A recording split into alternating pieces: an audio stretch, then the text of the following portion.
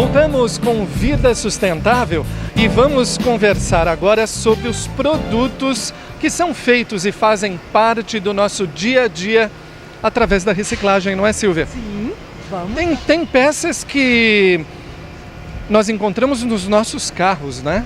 Sim, por exemplo, um tapete de carro pode ser feito com plástico reciclado. Um enchimento pro banco também pode ser feito de plástico reciclado. Por exemplo, uma lixeira pode ser feita de plástico reciclado. Aliás, muitas vezes é feita mesmo de plástico reciclado. Vários produtos, um engradado também pode ser feito de plástico reciclado. Como eu te disse no outro bloco, os plásticos podem ser utilizados para fazer muitos produtos, dos mais variados possíveis. No caso do poliestireno, o nosso plástico vedete aqui hoje... Chegamos, olha aqui. Estamos aqui. Tem assim, aqui a gente só não tinha muito espaço para mostrar uma exposição melhor, mas aqui são algumas molduras, alguns rodapés que são feitos, as réguas, que são feitas com poliestireno reciclado, tá? Esses são uns poucos exemplos. Tem 500 mil outros. Pranchetas para material de escritório, tem as réguas, pode ser feito algumas outras placas até para brinquedos, por exemplo, tiro-alvo, esse tipo de aplicação. Mas tem uma outra aplicação do poliestireno reciclado, que é o poliestireno expandido reciclado, que é, por exemplo, na construção civil. Quando se pegam os blocos e se faz toda a questão do isolamento térmico, onde o plástico joga um papel, o poliestireno expandido joga um papel fundamental para o isolamento térmico da obra, né, da construção. O poliestireno expandido ele reduz 20% mais ou menos o tempo da obra, o custo também tem uma redução no custo da obra. E é um material assim confiável, um material importante. Não só confiável, senão que largamente utilizado no Brasil e no mundo. Ele realmente tem uma contribuição muito grande para as obras, tá? Muitas vezes ele tem uma capacidade muito grande de resistência ao choque, ele tem uma capacidade muito grande de não absorver água, não absorver umidade. Então, assim, ele tem umas grandes contribuições na construção. Quer dizer que esses materiais, eles fazem parte desde o momento em que a gente levanta até o momento em que vamos dormir. Exatamente isso. Acho que não daria para pensar a vida sem os plásticos. E aí eu falo de todos os plásticos, porque, por exemplo, quando a gente pensa numa maternidade, vamos pensar numa coisa bonita, não vamos pensar no hospital como doença, vamos pensar numa maternidade, né? A maioria dos equipamentos, da incubadora, da banheirinha do neném, é tudo plástico, catéter é de plástico, bolsa de sangue é de plástico, né? E, então, assim, tudo assim, tudo é de plástico. A cama é de plástico, o piso tem plástico, ou seja, o rodapé tem plástico, a porta, ou seja, praticamente em tudo das nossas vidas está o plástico e essas contribuições que ele pode dar, como por exemplo essa questão do isolamento térmico. O plástico é leve e como ele é leve, ele faz com que você consuma muito menos combustível no seu transporte. E com isso você tem menos emissões de CO2, ou seja, quando você transporta, só para dar um exemplo, quando você transporta um caminhão que você vai transportar embalagens de plástico ou de outro material, tá? Quando você transporta a água numa embalagem plástica, você praticamente transporta 97% do peso do caminhão, acaba sendo da água e 3% só da embalagem.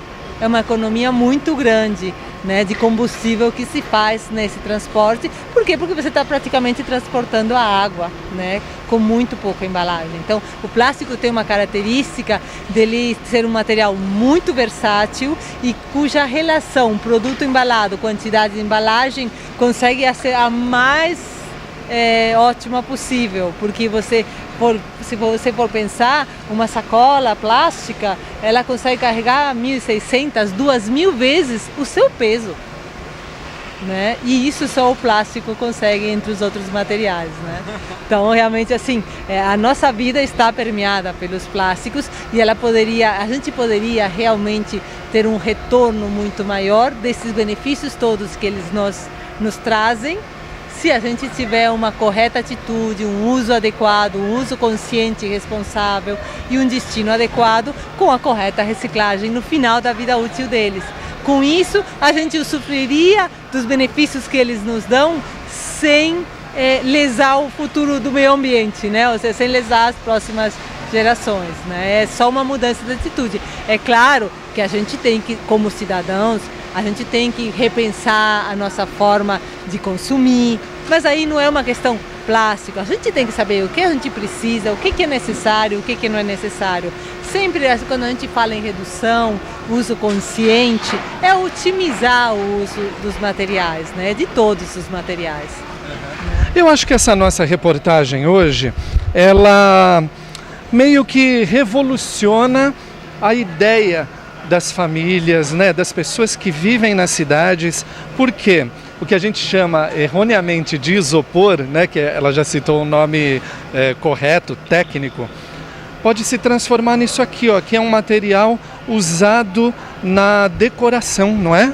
Molduras de quadros que podem ser feitos e podem ter as mais variadas formas. Eu não sei se você reparou naqueles outros, tem dourado, prateado, que você jura que é madeira, o aspecto, você jura que é madeira e não é. Parece que é madeira mesmo, olha, se a gente bater, olha.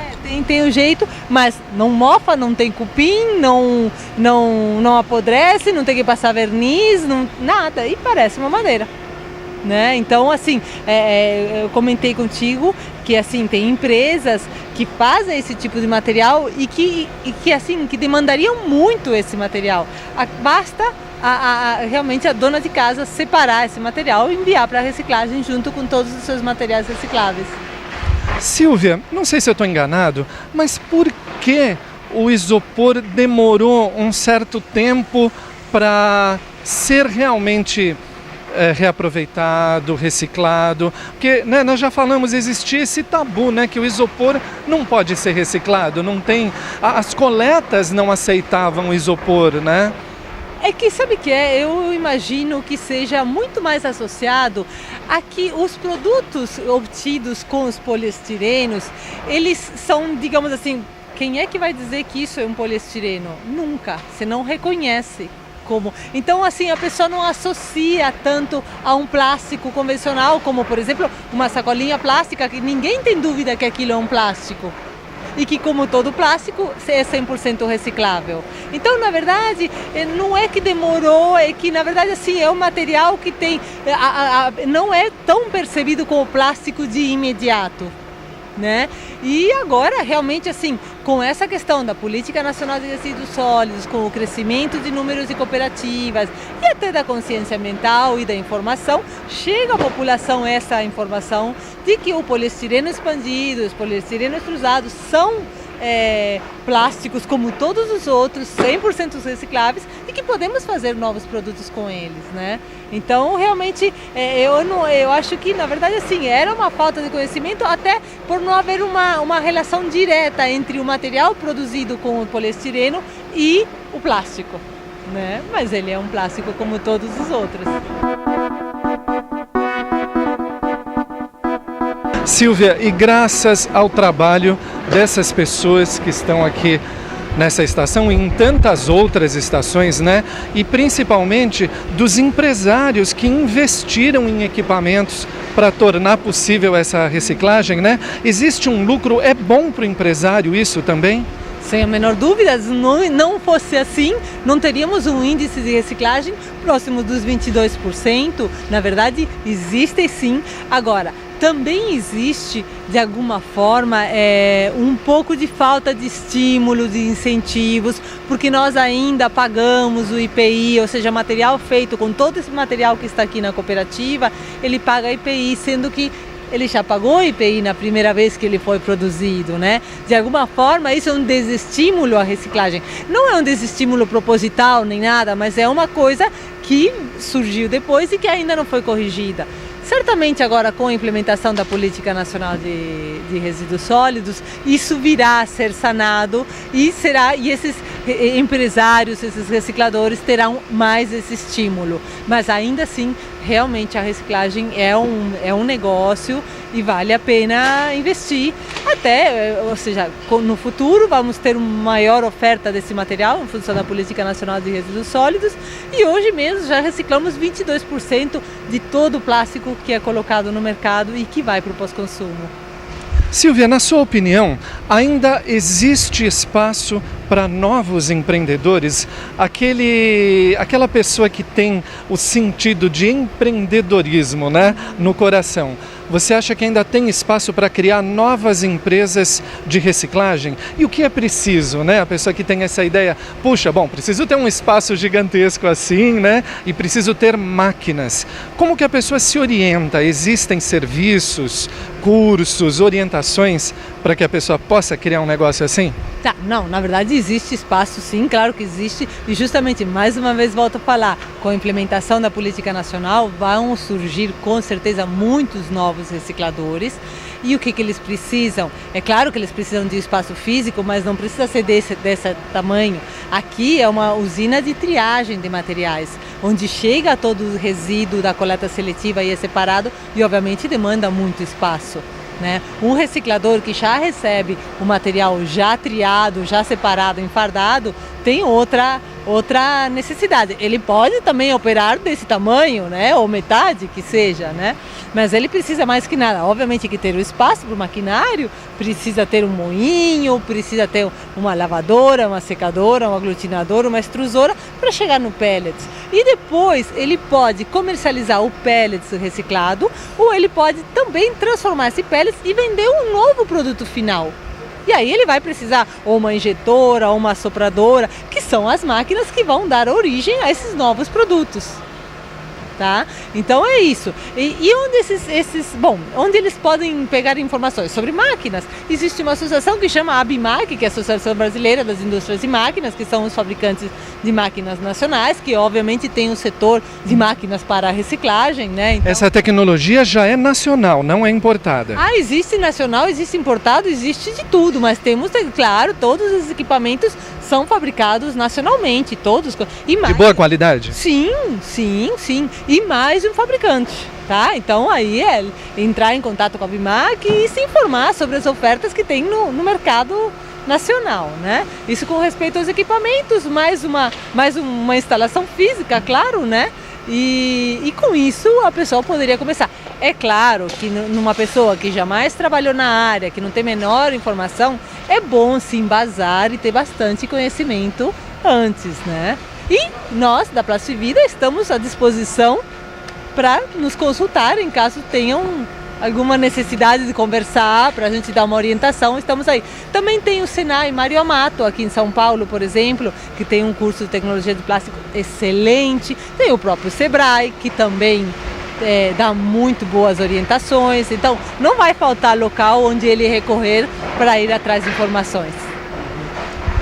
Bom, a gente costuma dizer, eu costumo falar sempre nas nossas reportagens que nós temos que ser útil ao maior número de pessoas, não é? E também útil a todos os seres que vivem no nosso planeta com a gente, os animais, as plantas, e a reciclagem é, sem dúvida, uma das melhores maneiras da gente exercer esse papel.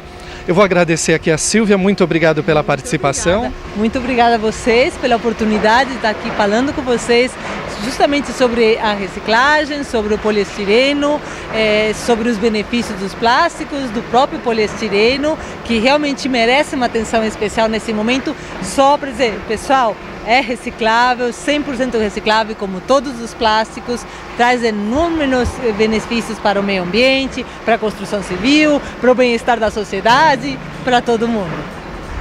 É isso aí, então vamos viver como se nós estivéssemos numa linda floresta, sem jogar nada fora, reaproveitar cada coisinha de plástico, de alumínio, de papel e assim por diante. Um grande abraço para você, obrigado pela companhia, tchau!